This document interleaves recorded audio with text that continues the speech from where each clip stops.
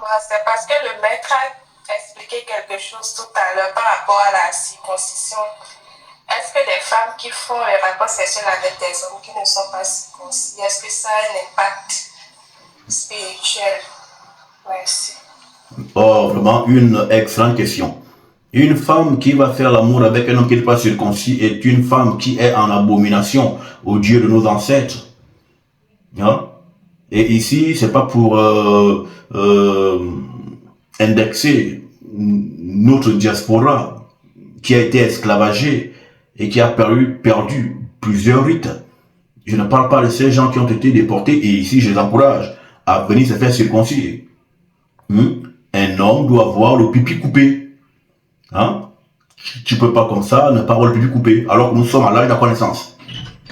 Un homme doit se faire circoncire. C'est une loi ancestrale qui est immuable. On ne peut pas la changer. Tant qu'il n'y a pas de circoncision, c'est qu'on vit comme les Grecs, on vit comme les païens. Et une femme qui va coucher avec un homme qui n'est pas circoncis, c'est une femme de chez nous, de chez nous. Moi, je ne parle pas des femmes d'ailleurs, il n'y a pas les mêmes femmes. C'est une femme qui se met sous l'autorité d'esprits étrangers. Et donc, si vous avez des compagnons qui n'ont pas les zizi coupés, il faudrait qu'ils viennent qu'on leur arrache cette peau qui doit sauter, parce que c'est ce que demande la tradition.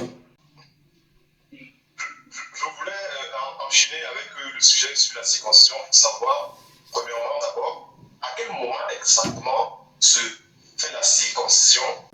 La circoncision se fait à 8 jours. Elle peut se faire à 8 ans. Tout dépend aussi parce que, ayant abandonné la loi, on ne peut pas exiger que la circoncision se fasse lorsqu'un enfant a peut-être 8 jours ou 8 ans obligatoirement.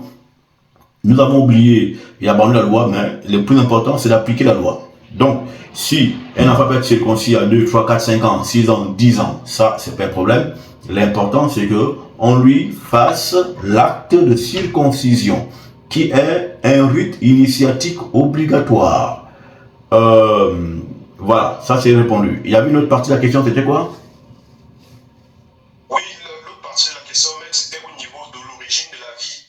Dans des vidéos que vous avez faites, vous avez expliqué l'origine de la vie venant de l'eau et venant du feu.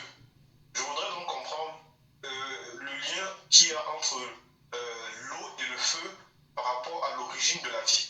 Alors, dans cet enseignement, j'avais dit que la vie vient de l'eau et que le feu lui-même vient de l'eau et que le feu c'est une eau, c'est l'eau qui a pris une forme. Tout vient de l'eau, nous sommes de l'eau, Dieu elle-même c'est de l'eau. Qu'est-ce qui est plus important sur cette terre? C'est de l'eau, non? Les océans, les rivières. L'eau représente la dimension féminine, la terre ferme représente la dimension masculine. Donc la femme est plus répandue que l'homme. Et les océans, quelle est leur forme? Elles ont une forme vacillante, instable. Ça représente les émotions de la femme, la nature de la femme. Toujours dans des émotions qui ne se stabilisent pas. Elle passe d'une émotion à une autre, comme ça, comme tu ne comprends même pas. Or, l'homme est ferme, il est statique. Il monte en direction. Voilà. Donc, la terre ferme est sortie de l'eau. Comme quoi, Dieu le Père est sorti de Dieu la Mère. C'est pourquoi on vous parle dans Genèse 1-2 de l'Esprit de Dieu qui se tient au-dessus des eaux. Cet Esprit de Dieu, c'est Dieu le Père. Mais c'est quel Dieu dont cet Esprit appartient? Ce Dieu, c'est la terre est forme et vide, qui n'est autre qu'une eau, qu'une terre boueuse, parce que la boue également c'est de l'eau. Donc, le feu c'est de l'eau.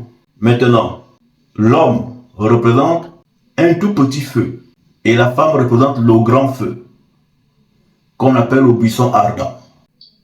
J'aimerais savoir quelle est l'importance du placenta. Le placenta représente les eaux des origines.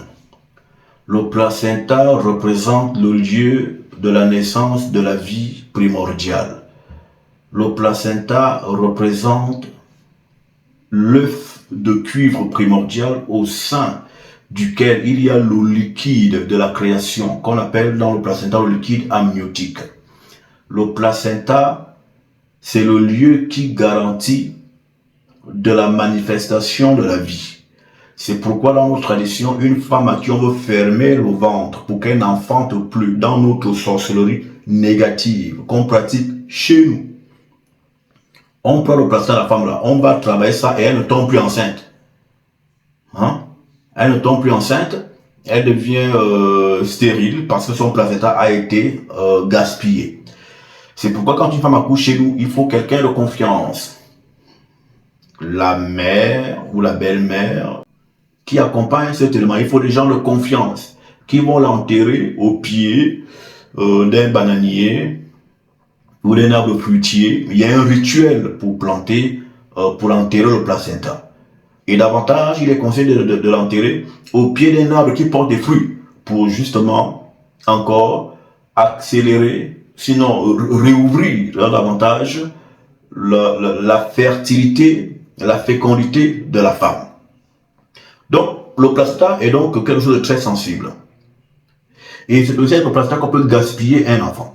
C'est-à-dire que ton enfant est né avec une grande étoile, les sorciers de ta famille ont vu là où tu l'as planté, ils peuvent aller l'enterrer et renverser le destin d'un enfant qui pourtant, quand il est né, avait une brillance complètement éclatante, mais qui a une finitude. Voilà, on ne comprend pas comment il est passé de lumière à ténèbres. C'est parce que son placenta a été touché. D'où souvent dit-on dans certaines disputes que moi je connais ton placenta est planté et enterré, parce que le placenta c'est vraiment le début de la vie de l'homme. C'est le tohu-bohu, ce sont les os de l'abîme. Et le placenta représente la rivière originelle, comme je t'en disais. Et les os du placenta représentent ce qu'on imite dans le baptême. Ce sont les os du baptême. Les eaux de naissance. C'est pourquoi quand on te plonge dans l'eau du baptême, les eaux du baptême, et qu'on te ressort de là, on te dit que tu es né de nouveau. Une réincarnation. Mais c'est quoi ces eaux? Ce sont les eaux du placenta. Et une fois qu'on te sort de là, voilà, tu es né. Donc ce sont les eaux de la naissance. En Europe ici, on ne remet pas les placentas aux femmes noires. Parce qu'ils font les crèmes solaires avec. Ils ont besoin de le mélanine. Donc ils se lavent sur le corps, sur leur corps édomique là. Ils se lavent avec le placenta des femmes noires pour avoir un peu pour bronzer. Donc vous voyez, ces choses abominables hein, qui se passent dans le pays du diable. Que Tario, Naneyo, nos ancêtres élevés, parce qu'un ancêtre est déjà élevé, vous bénissent et vous gardent